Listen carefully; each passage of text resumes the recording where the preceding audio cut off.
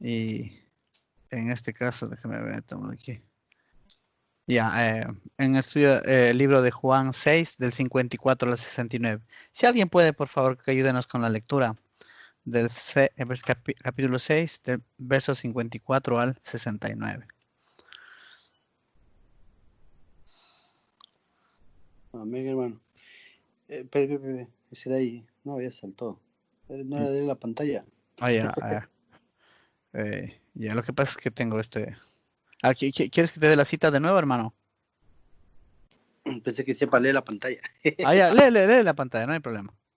El 54 dice, el que come mi carne y bebe mi sangre tiene vida eterna, y yo le resucitaré en el día postrero. Porque mi carne es verdadera comida y mi sangre es verdadera bebida. El que come mi carne y bebe mi sangre, en mí permanece y yo en él. Como me envió el Padre viviente y yo vivo por él. Padre, asimismo el que me come, él también vivirá por mí. Este es el pan que descendió del cielo, no como vuestros padres comieron el maná y murieron. El que come de este pan vivirá eternamente. Estas cosas dijo en la sinagoga enseñando en Capernaum. Al oírlas muchos de sus discípulos dijeron, dura es esta palabra, ¿quién la puede oír? Sabiendo Jesús en sí mismo que sus discípulos murmuraban de esto, les dijo, ¿esto os ofende? Pues, ¿qué? Si viereis al Hijo del Hombre subir donde estaba primero, el Espíritu es el que da vida y la carne para nada aprovecha. Amén. Amén. Continuamos analizando dentro de los mismos textos. Hay muchas cosas más que es importante analizar porque esto nos va a ir nos va a ir confirmando que la legitimidad de Jesús cuando Jesús está discutiendo con los líderes religiosos de Israel, de Judá, y es el profundizar en ciertos aspectos de esta porción es sumamente importante. Y como el título que le había puesto a este estudio de hoy es ¿esto os ofende? Y ¿por qué es que le he puesto el título de esta porción, este pedacito de la palabra que cuando Jesús les pregunta, ¿esto os ofende? ¿Por qué le he puesto este título? Es porque algo en la conversación les está ofendiendo, les está molestando. Esto Jesús les dice a sus discípulos. Entonces, vamos a profundizar qué es lo que les está molestando. Porque a simple vista parece que no es nada, en primer lugar, nada fuera de lo comprensible lo que Jesús está hablando. Pero cuando profundizamos, vamos a darnos cuenta que en realidad lo que Jesús está hablando es muy delicado. Entonces, antes de empezar, quisiera hablar de hay una palabra hebrea, una expresión hebrea que se llama hallar tropiezo. En Lucas 7, 18, 19, 23, dice así, los discípulos de Juan le dieron las nuevas de todas estas cosas. Y llamó Juan a dos de sus discípulos y los envió a Jesús para preguntarle, ¿eres tú el que había de venir o esperamos a otro? En respuesta a esto, Jesús le cita una porción de las Escrituras, una porción de la profecía. Entonces Jesús no le dice ni sí ni no, sino Jesús le responde con una profecía mesiánica. Y Jesús inmediatamente le dice a sus discípulos, bienaventurado es aquel que no halle tropiezo en mí. Entonces, esta palabra hallar tropiezo, dentro del contexto judío, dentro de lo que es el lenguaje hebreo, esa es una expresión que en aquel tiempo significaba no engañarse o no engañar. ¿Sí? Entonces, la forma en como ellos decían, no te engañes o no engañes a otros, le decían hallar tropiezo. Es una expresión netamente hebraica. Entonces, ¿por qué Jesús les dice a sus discípulos, bienaventurado el que no halle tropiezo en mí? Lo que antecede a esta afirmación que Jesús hace es la duda que tiene Juan. Juan ya le bautizó a Jesús, vio cómo el Espíritu Santo descendió, Juan dijo que él era el Cordero del mundo, y dijo esto y dijo lo otro, y algunos discípulos de Juan se fueron con Jesús. Eso ya lo habíamos analizado, ya lo habíamos estudiado. Sin embargo, Juan está en la cárcel y hay algo que no le está cuadrando a Juan. Hay algo que él no está entendiendo en la cárcel. Y ¿qué es lo que Juan no está entendiendo?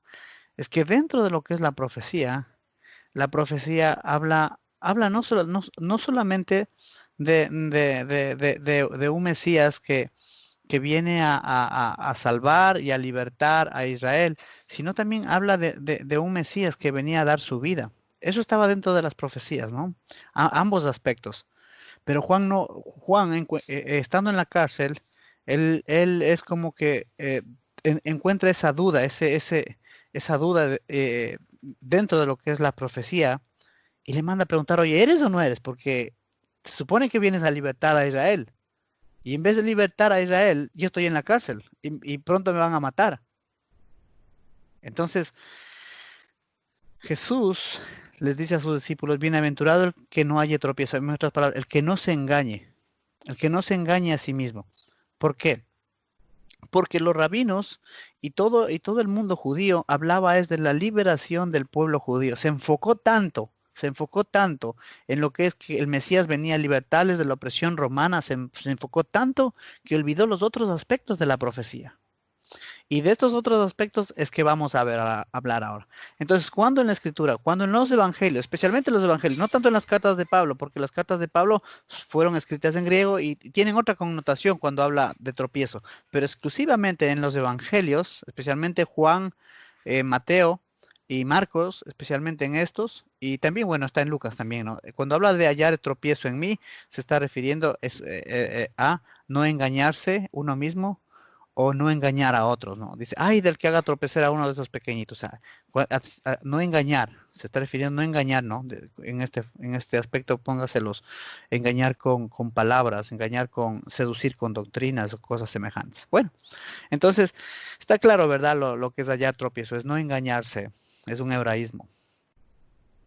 Bueno, entonces, eh, yendo al asunto de lo que habíamos leído, comer la carne y beber la sangre. Quisiera enfocarme en esto. ¿Por qué esto les ofende? Porque en el versículo 61 de este capítulo 6 habíamos leído que sabiendo Jesús en sí mismo que sus discípulos murmuraban de esto, les dijo, ¿esto os ofende? Entonces hay que analizar qué es lo que está ofendiéndoles. ¿Qué les ofende?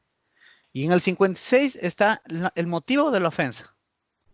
El que come mi carne y bebe mi sangre, en mí permanece y yo en él. ¿Sí? Entonces, Jesús está hablando, ¿de qué está hablando Jesús? Porque vemos que anteriormente los líderes religiosos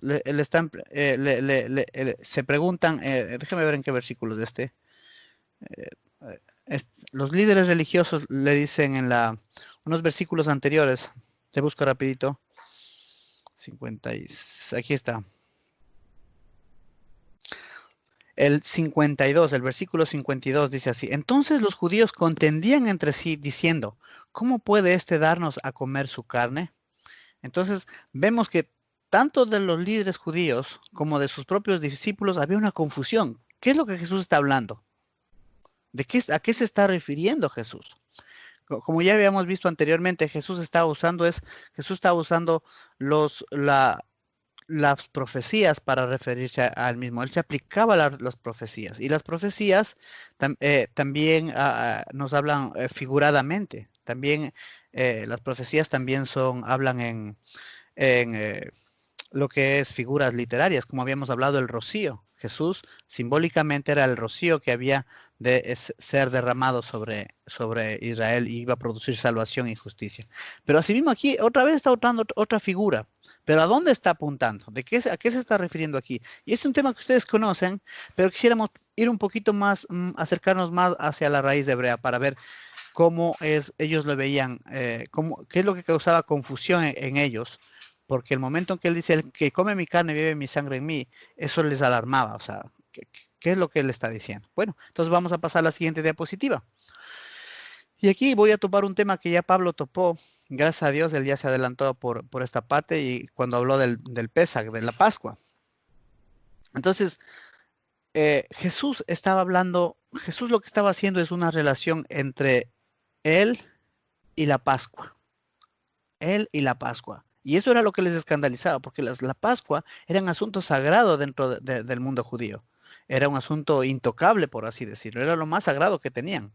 Y aquí explico las razones por las que era un asunto bien, bien sagrado en este aspecto. Entonces, en la cena de Pesach, teníamos dos elementos bien importantes. La noche anterior, o sea, cuando empezaba Pesach, como en la noche, porque el día dentro del mundo, el día bíblico empieza desde la noche, no desde la mañana como nuestro calendario solar y nuestros horarios solares empiezan en la mañana. El día bíblico empieza en la noche a partir de las 6 en adelante, 6 de la tarde. Entonces, cuando iniciaba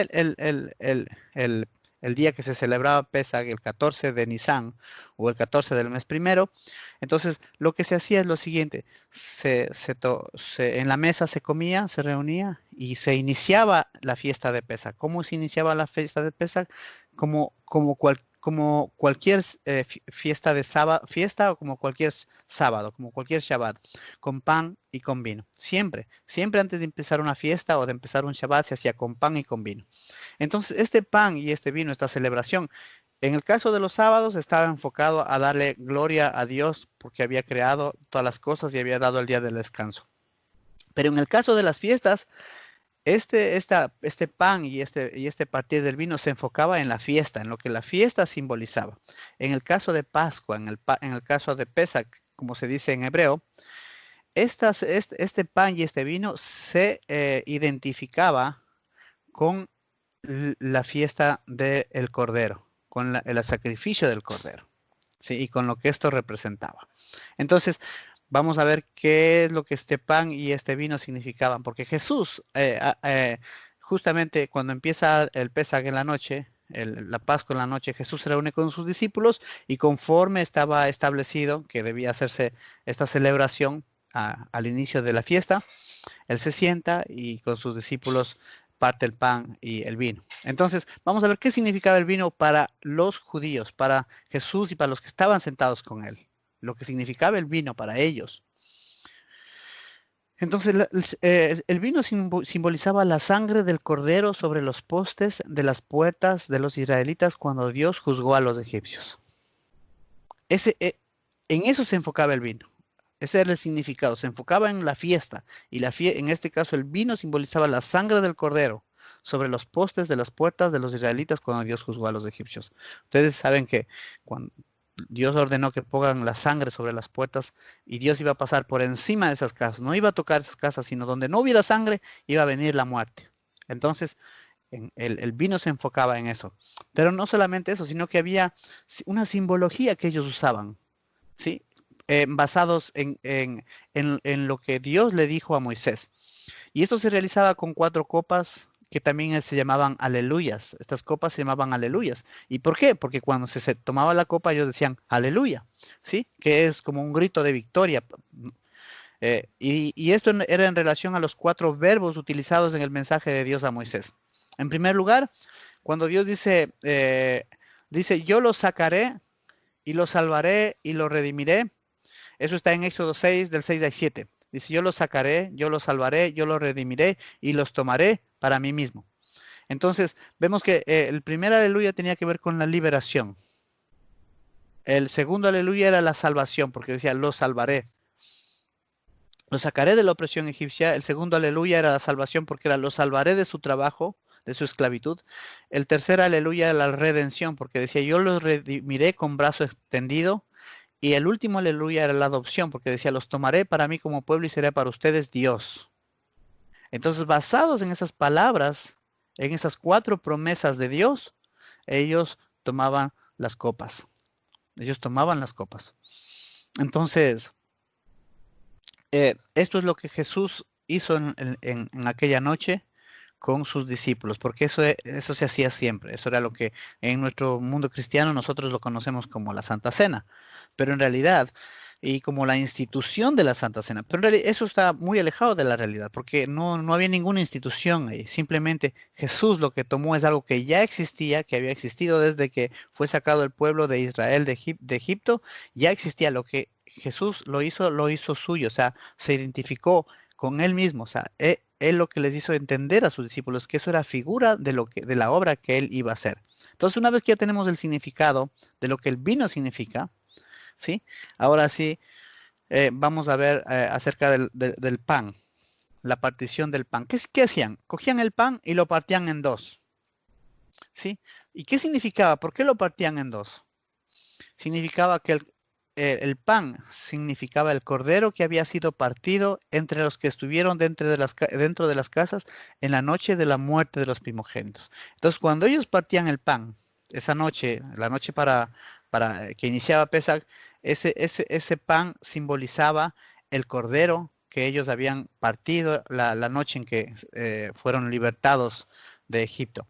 También simbolizaba la partición del Mar Rojo en dos, porque el Mar Rojo se partió en dos, una pared para un lado, otra pared para otro lado, y murió el Faraón y sus ejércitos.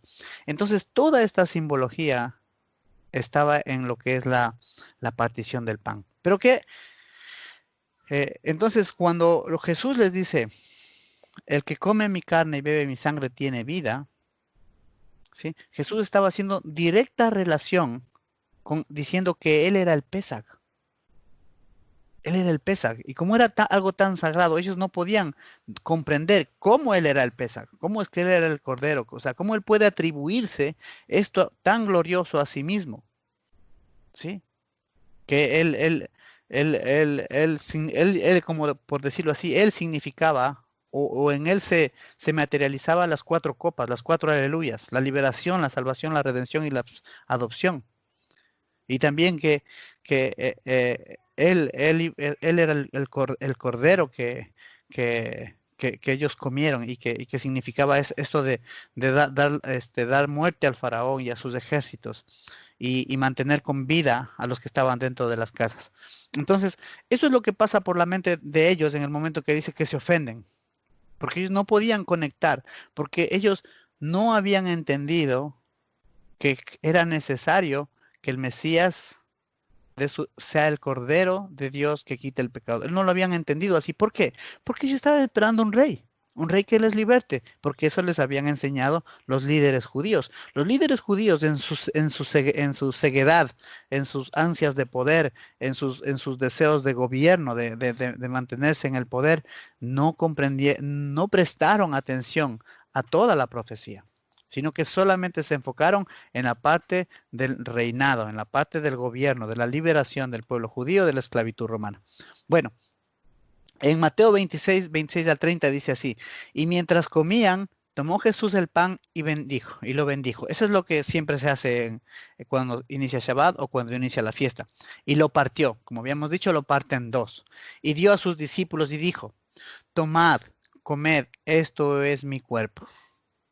Y tomando la copa, habiendo dado gracias, les dio diciendo, bebed de ella todos. Vemos que le está diciendo, este es mi cuerpo, pero ellos sabían que ese pan simbolizaba el cordero, pero ellos todavía no entendían. No entendían que él estaba diciendo que ese mismo día, cuando amaneciera y fuera a las 3 mediodía, a 9 de la mañana, él iba a estar crucificado como el cordero. Y dice, y tomando la copa y habiendo dado gracia, les dio diciendo, bebed de ella todos, porque esto es mi sangre del nuevo pacto. Ellos en ese punto ya debieron haber entendido que ese vino, que ellos sabían que simbolizaba la sangre en los postes de sus casas cuando ellos salieron de Egipto, ellos ya debieron haber tenido una idea de que Jesús iba a morir. Y dice Jesús que por muchos es derramada para remisión de pecados. Pero como nosotros ya hemos estudiado la escritura y sabemos que ellos no entendían lo que estaba pasando. No entendían, sino hasta mucho después que Jesús resucita y les muestra, les abre los ojos para que entiendan las profecías.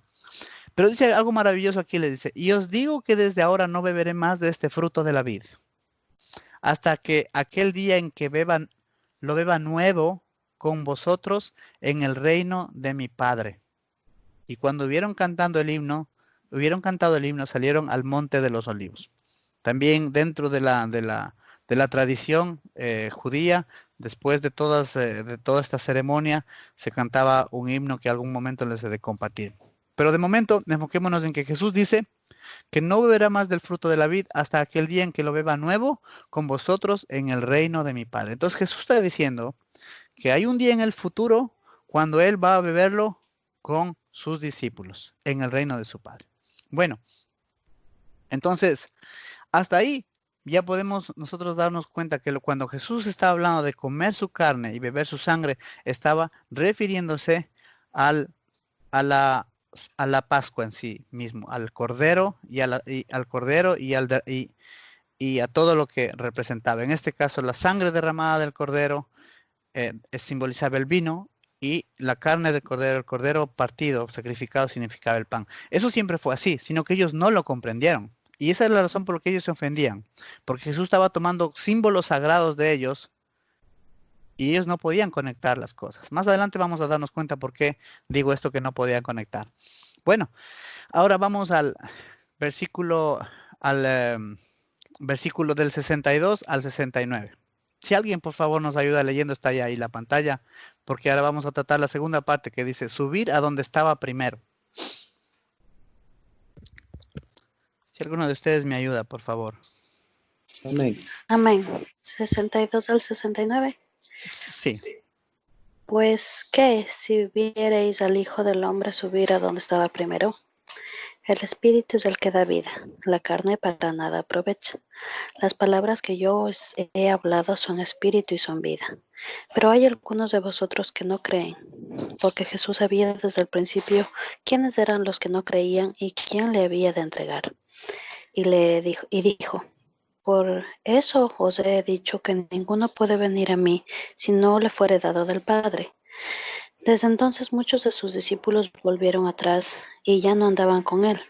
Dijo entonces Jesús a los 12, ¿queréis acaso iros también vosotros? Le respondió Simón Pedro, Señor, ¿a quién iremos? Tú tienes palabras de vida eterna. Y nosotros hemos creído y conocemos que tú eres el Cristo, el Hijo del Dios viviente. Amén. Amén. Vemos en el versículo 65, dice, por eso os he dicho que ninguno puede venir a mí si no le fuese dado del Padre. Vemos que por un lado los judíos, los líderes judíos no creían en Jesús y contendían totalmente todo el tiempo contra Jesús, y había otros judíos, en este mismo capítulo habíamos visto al inicio, que los que habían visto sus milagros y habían recibido esa palabra de vida, querían hacerle rey. Y él, para evitar que le hagan rey, él huyó. Eso es lo que nos dice este capítulo. Y no es la única vez que querían hacerle rey. Después, cuando él entra en la entrada triunfante a Jerusalén, le quieren hacer rey. Entonces, tenemos por un lado que la Escritura dice a los suyos vino y los suyos no le recibieron. Y como habíamos dicho anteriormente, cuando habla en esa porción de la Escritura, cuando se traduce al hebreo, ahí dice a los de su propio oficio vino y no le recibieron, refiriéndose a los líderes religiosos, a los líderes. Entonces, los líderes no le reciben, pero el pueblo sí le recibe. El pueblo sí quería hacerle rey, porque en este capítulo mismo habíamos visto que querían hacerle rey. Entonces, es muy importante denotar eso, que el pueblo sí quería hacerle rey, pero él no, es que no era el tiempo de ser rey, hermanos. Había que hacer una obra primero. No era el tiempo de Jesús, era el tiempo de ser el Cordero de la Pascua. En algún momento hemos de ver la figura del siervo sufriente. Era el momento de ser el siervo sufriente de Isaías 52 y 53. Ahí nos habla acerca del siervo sufriente. Entonces, la gente, los judíos, los que creían en él, querían hacerle rey. Pero no era el tiempo de ser rey, hermanos. Era el tiempo de ser el Cordero de Dios que quita el pecado del mundo. Bueno, entonces dice, Jesús, viendo que se ofenden por esto que él está haciendo una analogía entre lo que el Pesaj y él, se ofenden. Porque ¿qué es lo que esperaban? Ellos dicen, ¿qué está diciendo? Que él va a hacer, va a ser el Pesaj. que Él va a ser el Pesaj que se sacrifica. ¿Qué es eso? Y Jesús, viendo que ellos se ofenden, sus propios discípulos, Jesús les dice, ¿esto os ofende? Pues ¿qué si vierais al Hijo del Hombre subir a donde estaba primero? Entonces, ¿qué entendieron ellos? ¿Qué comprendieron ellos cuando Jesús les dice eso? Porque vemos que el siguiente, eso es como un dominó. En el versículo 66 dice, desde entonces muchos de sus discípulos volvieron atrás y ya no andaban con él. Primero se ofendieron cuando se comparó con el Pesaj, con el sacrificio del Pesaj. Y ahora, en el versículo 66, ya al escuchar que Jesús dice, ¿y qué si vierais al Hijo del Hombre subir a donde estaba primero? Ahora, en cambio, se apartan. ¿Qué es lo que que ellos entendieron que Él dijo? Que ellos decidieron mejor apartarse. Bueno, entonces vamos a seguir en Daniel, capítulo 7, versículo 13 al 14, dice así. Daniel ve una visión. Dios le está hablando acerca de la venida del Mesías. Y le dice así. Y dice Daniel así, miraba yo en la visión de la noche, y aquí con las nubes del cielo venía uno como hijo de hombre, que vino hasta el anciano de días, y le hicieron acercarse delante de él, y le fue dado dominio, gloria y reino, para que todos los pueblos, naciones y lenguas le sirvieren. Su dominio es dominio eterno, que nunca pasará, y su reino uno, que no será destruido. Esta porción de la Escritura era muy conocida en tiempos de Jesús, ¿sí? Porque los judíos, los líderes judíos habían enseñado que el Mesías iba a ser rey, y que esta porción de la profecía era la que a él establecía como rey, porque dice, y le fue dado dominio, gloria y reino para que todos los pueblos y naciones y lenguas le sirvieran. Entonces, los rabinos judíos, ellos enseñaban que este Mesías tenía que nacer y tenía que ser rey de Israel y someter al pueblo romano y a todas las naciones. Pero había un detalle que los rabinos no tomaban en cuenta de esta profecía, que decía, y he aquí con las nubes del cielo venía uno como hijo de hombre. O sea, viene de arriba. No como los líderes judíos enseñaban, que ese Mesías tenía que ser de la descendencia de David y tenía que ser uno que esté en la tierra, gobernando en la tierra. Y dice que vino hasta el anciano de días. ¿Sí? Entonces, cuando dice que vino del anciano de días, ¿de dónde vino? ¿De dónde vino ese hijo de hombre? Y Jesús está citando aquí, está citando esta porción, que este hijo de hombre tenía que presentarse ante Dios, tenía que subir al cielo. Por eso es que anteriormente dice, ¿y qué si vierais al Hijo del Hombre subir a donde estaba primero? ¿Qué les estaba diciendo ahí? Que Jesús había estado con Dios y estaba en ese momento con ellos y que tenía que volver a irse. Pero eso no cuadraba en nada con lo que les habían enseñado los rabinos. Porque los rabinos decían, no, el Mesías, cuando nazca, él tiene que quedarse gobernando con ellos y hacer de Israel un reino glorioso y todos tienen que someterle, y obviamente los fariseos y los saduceos iban a gobernar con el Mesías. Eso es lo que todos creían. Pero Jesús le está diciendo que no. ¿Sí? Les está diciendo que si vieres al Hijo, dice que, ¿y qué tal si vieres al Hijo del Hombre subir a donde estaba primero? ¿Dónde estuvo primero? Aquí en Daniel lo está hablando que él estaba con el anciano de días. Entonces, ¿qué le está diciendo? Que él estuvo con el anciano de días, que él baja y está con él, y ahora le dice, ¿y qué tal? No solamente que soy el Cordero de Pascua, ¿y qué si les digo que también tengo que irme? Eso no encuadraba en nada, absolutamente que nada, con la idea del mesianismo que ellos esperaban. Ellos esperaban un rey y Jesucristo no les estaba dando un rey. Jesús les estaba dando otra parte de la profecía que ellos habían ignorado.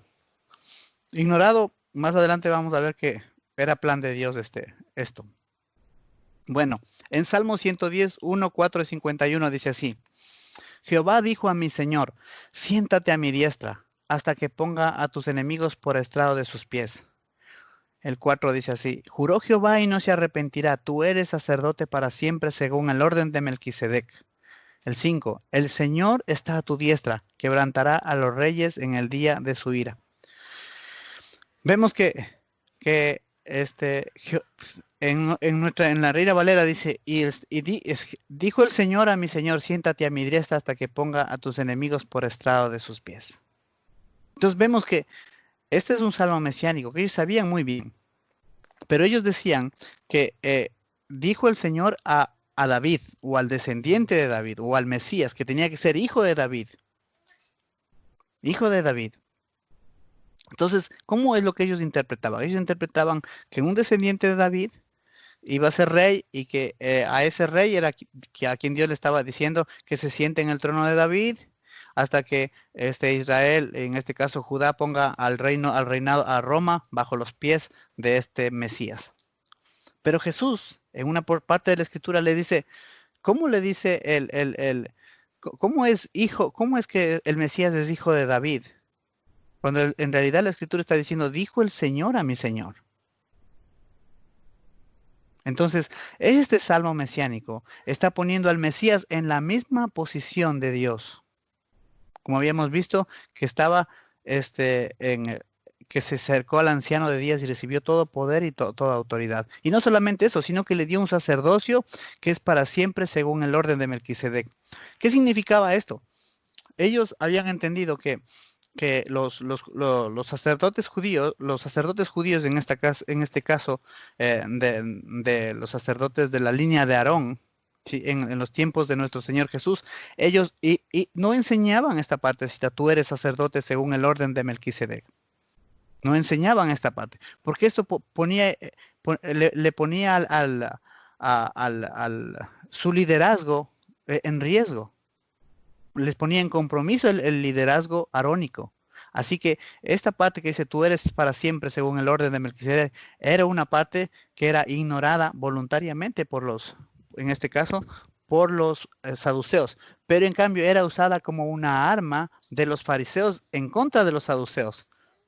Sí, para decir que cuando venga el Mesías, tiene que el Mesías iba a estar sobre los sacerdotes.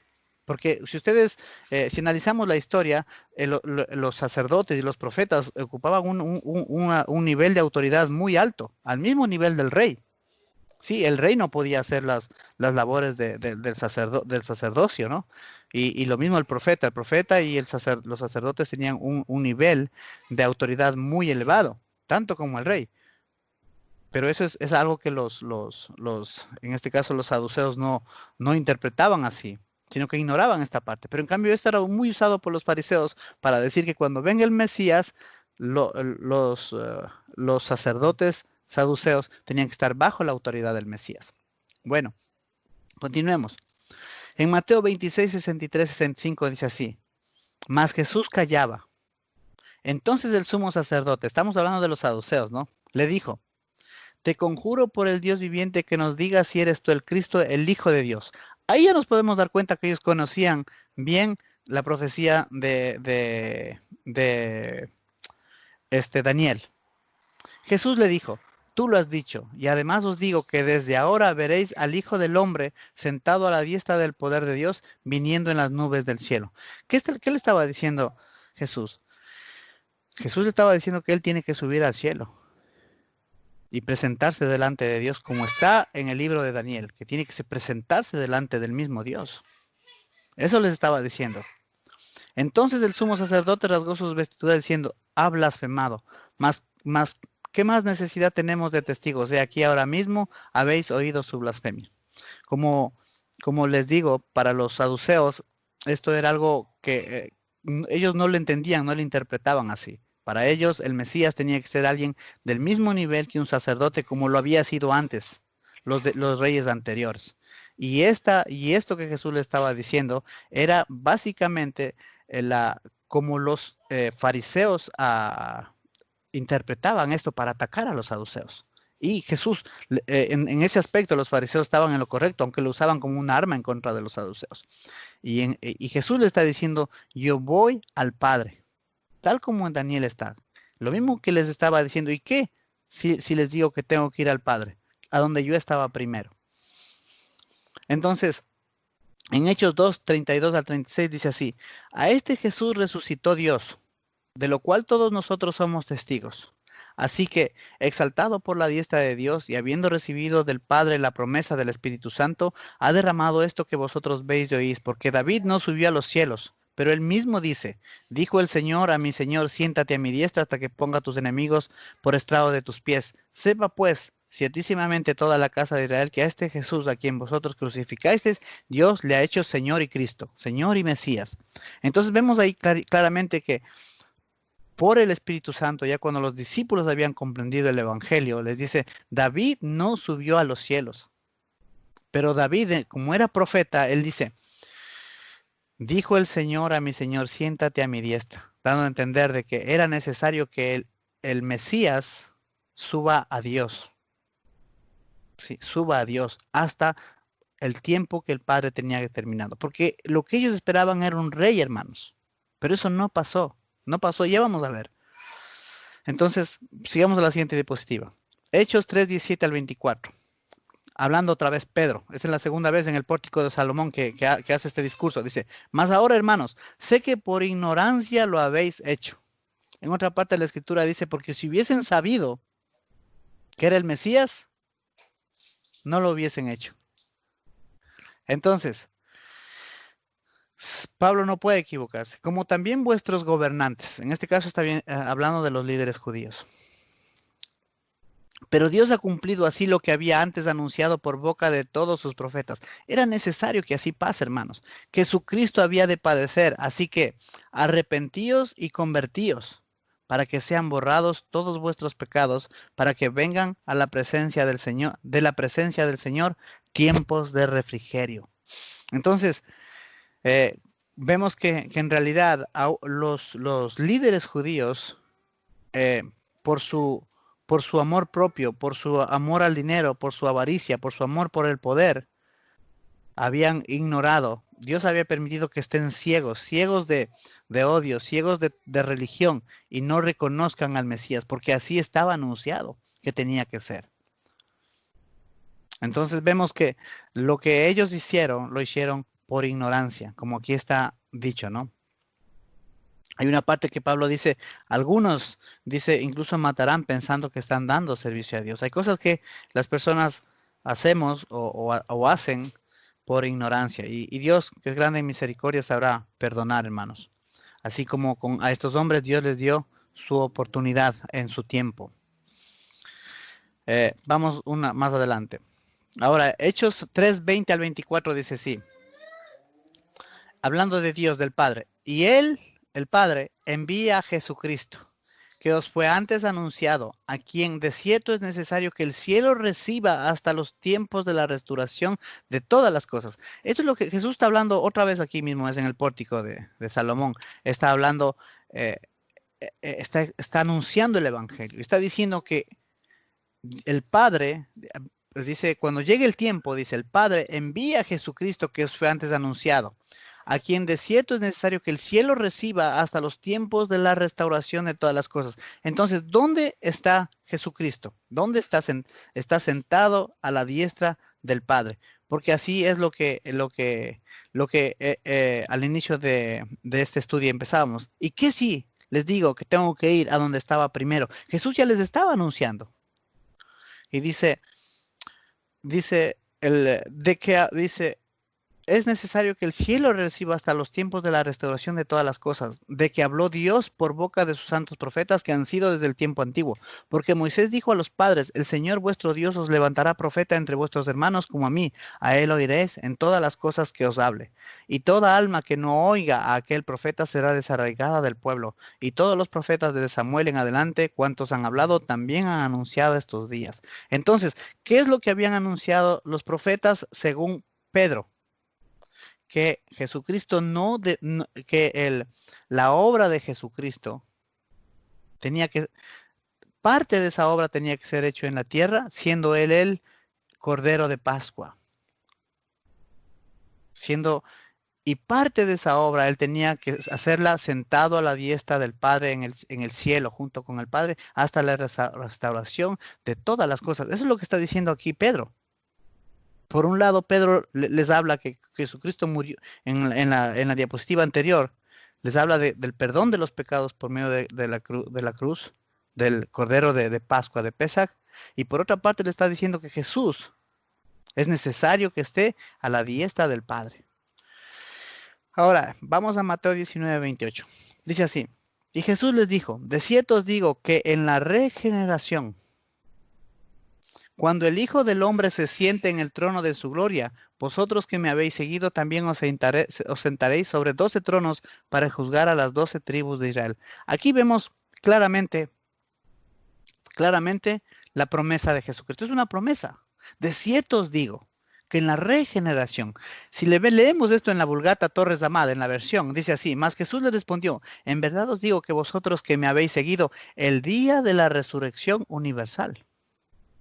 Entonces, cuando habla aquí de la regeneración, se está refiriendo a la resurrección de los muertos. A la resurrección de los muertos.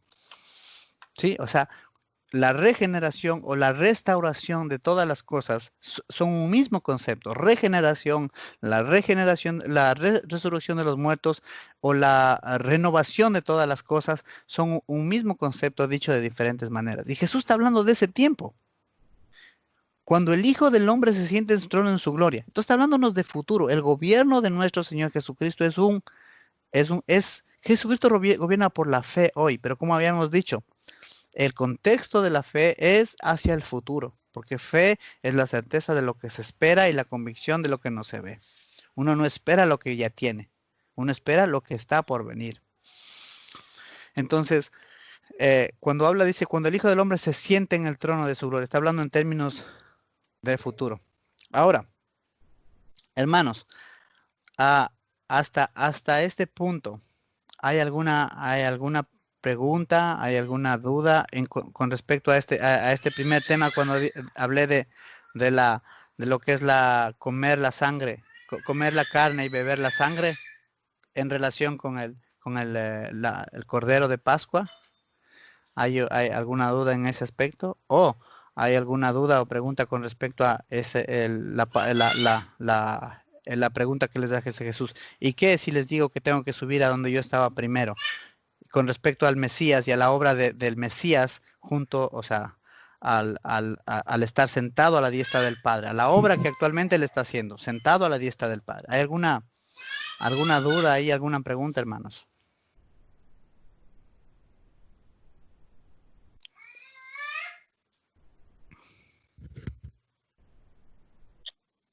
Amén.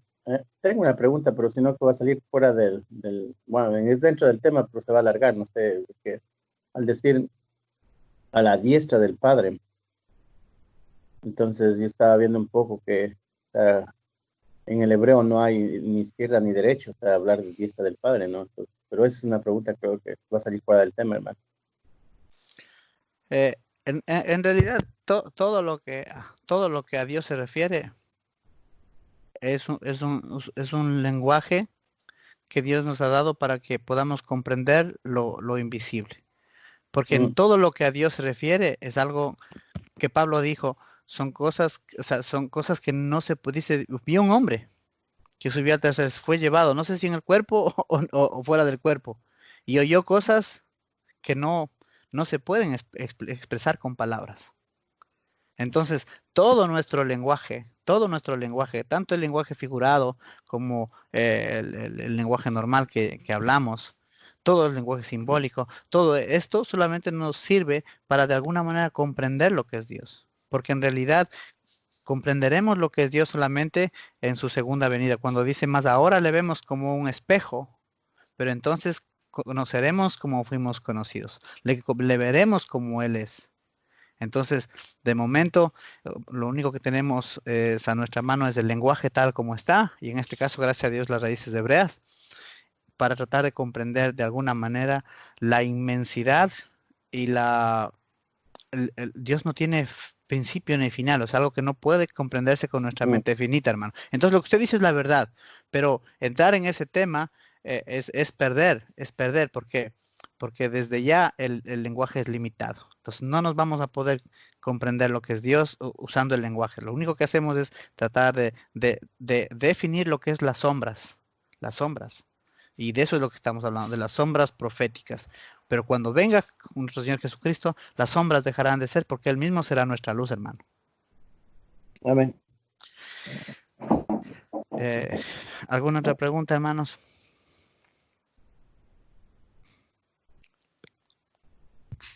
Yo les hago una pregunta. Sí está claro, ¿verdad? Sí está claro esto, la conexión que hay entre el comer la sangre, el beber, el comer la carne y el beber la sangre con la Pascua, ¿verdad? Sí está clara la conexión que existe. Amén. Y cuando hablamos de cuando Jesús le dice, ¿y qué si les digo que tengo que subir a donde estaba primero? Sí está clara que la conexión directa es con las profecías acerca de que Jesús tenía que subir y estar a la diestra del Padre hasta el tiempo de la regeneración de todas las cosas. Sí está claro, ¿verdad?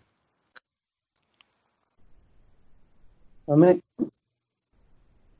Bueno, Amén. entonces ahora con esto termino, hermanos.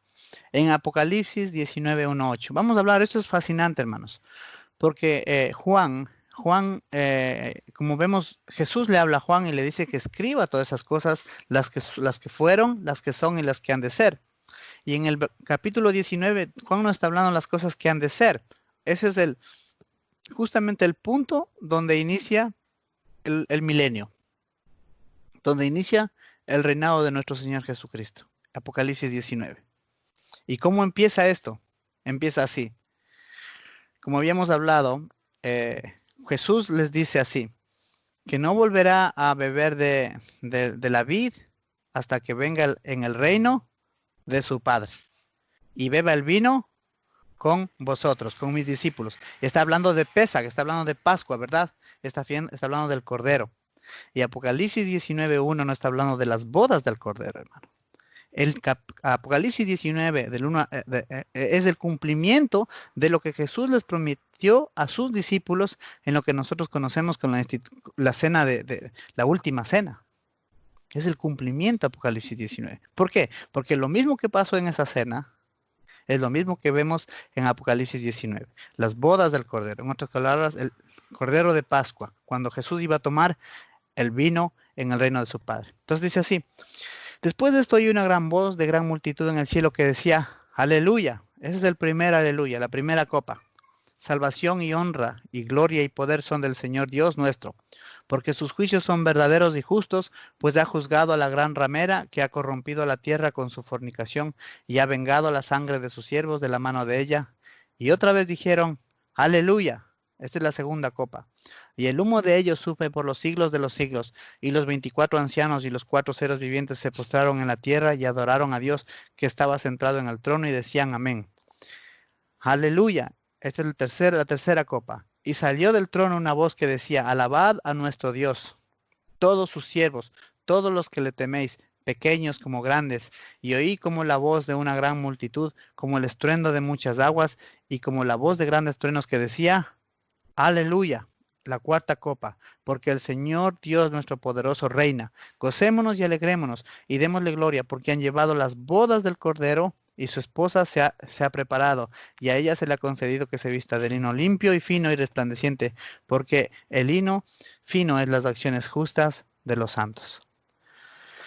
Entonces, hermanos, vemos aquí la culminación, el cumplimiento en Apocalipsis 19 de la promesa que nuestro Señor Jesús les hizo a sus discípulos cuando les dijo que no volvería a comer de esa copa, de la vid, hasta que Él venga en el reino con su Padre, en Apocalipsis 19, hermanos.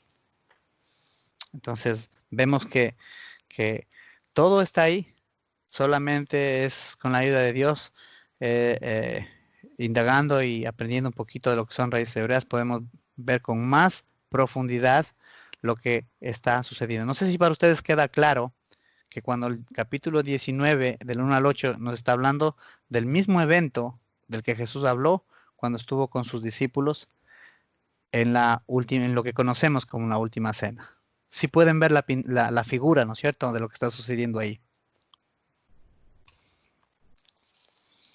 Así que, hermanos, lo que puedo decirles es, hermanos, les animo en el amor del Señor a permanecer firmes. Y Jesús les hace una pregunta a sus discípulos, hermanos. Cuando ellos se escandalizan por lo que está diciendo, cuando ellos se ofenden por lo que Él está diciendo. Y les dice, ¿queréis iros también vosotros? ¿Queréis iros también vosotros? Porque Jesús dice que muchos de sus discípulos se volvieron atrás y ya no andaban con Él. Pero vemos que ninguno puede ir a Jesús si el Padre no le envía. Entonces, cada uno hemos sido llamados por el Padre para seguir a nuestro Señor Jesucristo. Y en realidad, cada uno en nuestra relación personal con Cristo, lo único que estoy seguro que todos nosotros podemos decir es, ¿a dónde iremos? Si solo Jesús tiene palabras de vida eterna, hermanos. ¿A dónde iremos? No importa dónde estemos, no importa dónde nos encontremos, en qué situación nos encontremos, no importa si estamos desanimados en lo más bajo de nuestro ánimo, en la duda, en el temor, en la contradicción, no importa cuál sea nuestro estado, no importa cuál sea nuestro estado. Hay estados de ánimo que en el día a día vivimos, hermanos, que simplemente uno quiere tirar la toalla y quiere decir, bueno, ahí queda todo, y me olvido de todo, continúo por este rumbo, por este otro, o simplemente uno se cierra.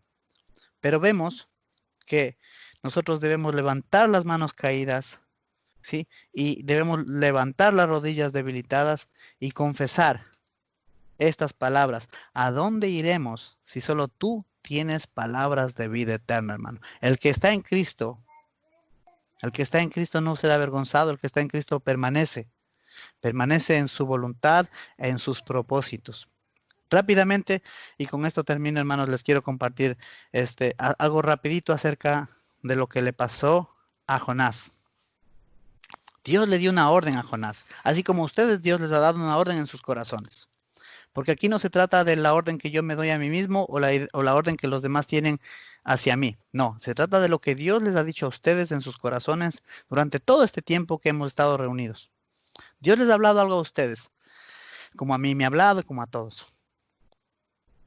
Y Dios le dice a Jonás, le dice, ve a Nínive y predícales y háblales y diles lo que te he mandado que les digas. Pero Jonás tuvo un problemita, se ofendió. ¿Y por qué se ofendió? Porque no estaba en los planes de él, eso. No estaba en los planes de él ir a Nínive.